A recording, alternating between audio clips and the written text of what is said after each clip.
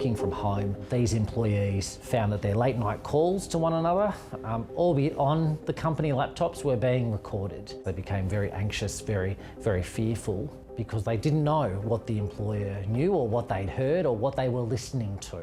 G'day, Mike. In June, employment lawyer Adam Foster took a call from a woman who needed help. She expressed concerns her company was using her work computer to spy on her and some of her colleagues while they worked at home.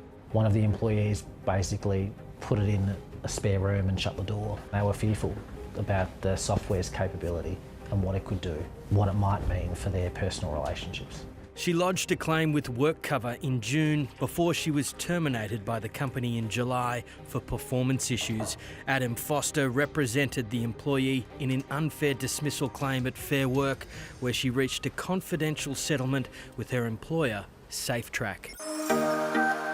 SafeTrack is a compliance company which has a national workforce of around 75 people who work entirely remote. There's a whole lot of irony there that's almost undeniable. Certainly in our view, we thought there was a case to be made that some employees' rights had been contravened or adversely affected, and that needed to be raised with the employer. In February, the company held a town hall in which it informed employees it would use productivity monitoring software which could be activated at any time between 9 a.m.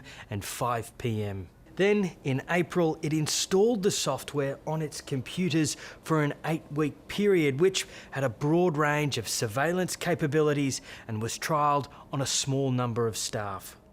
The software used is called TerraMind. And that included recording of video calls, say via Teams or Zoom or what have you, and recording conversations, potentially within a certain radius of the device itself. In her Fair Work claim, Adam Foster's client said she was continuously recorded through her computer's microphone from 9 a.m. to 5 p.m. and argued the company did not gain the proper consent from its workforce before deploying the software. It didn't go into sufficient detail about how employees would be monitored, what that monitoring would look like. Effectively, what did the software actually do? We know that employees have to consent to the recording of their information, the storing of their information. So that failure to disclose was a significant place where they misstepped. SafeTrack says staff, through their existing employment agreements, already consented to monitoring of work computers, including video and audio. SafeTrack denies the employee was terminated because of their complaint. What are the legal issues at the heart of this case? Two things: transparency and consent, and also that work from home challenge that all organisations have. Because of the nature of the technology, it's collecting sensitive information. It's subject to a higher standard under the Privacy Act. 730 has confirmed at least 3 other SafeTrack employees have expressed concern about the use of this technology to Fair Work, WorkCover and ASIC. Following complaints from former employees, Victoria Police is investigating whether it's breached the state's surveillance laws. No charges have been laid. This presented a problem for them because what we know is that under the Privacy Act, and indeed under the Surveillance Devices Act in Victoria, there needs to be disclosure when employees are being monitored. In a statement, a company spokesperson said a staff member raised that the use of audio could potentially capture private conversations in the home. This was tested by administrative staff and no such conversations were found to have been recorded. However, out of an abundance of caution, when we became aware of this, we took steps to limit and then ultimately completely turn off this capability. While the plans for this monitoring were communicated to staff and accounted for in our employment agreements, we appreciate that the use of the monitoring software did cause concerns among a few of our staff. We took these concerns seriously and have advised our staff that the software was discontinued and will not be used in the future. I can remotely screen record what an employee is looking at, but also capture the audio. TerraMind's capabilities are being demonstrated here by Toya Cinque, an Associate Professor of Communications at Deakin University, where she has investigated employee surveillance technology.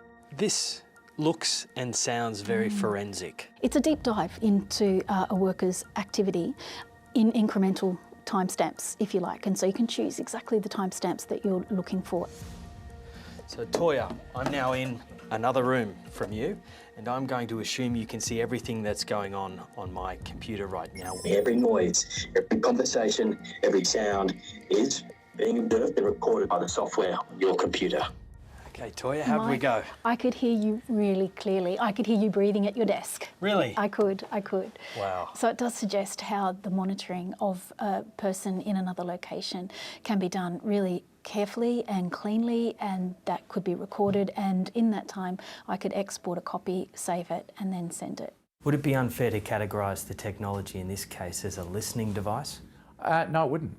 It's very much a listening device, and in fact that's how it was allegedly used in this situation.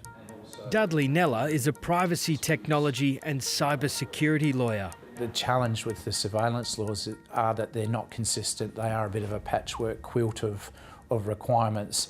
They vary from state to state. So it's no easy task as an employer or organisation using these technologies to get that right. Employers don't have a lot of control over what goes on in somebody's home, particularly around health and safety, around distractions and the like, other things that pop up during a person's day at home. Innes Willocks from the Australian Industry Group says the rise of remote working has presented new challenges for employers. Where is the line?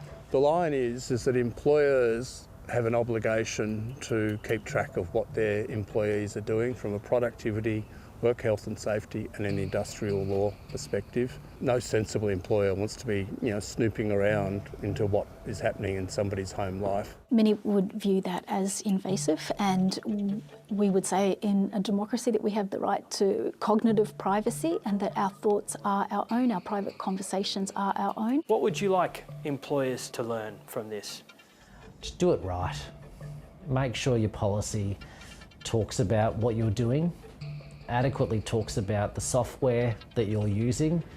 Make sure you've disclosed it to your employees. It's that simple.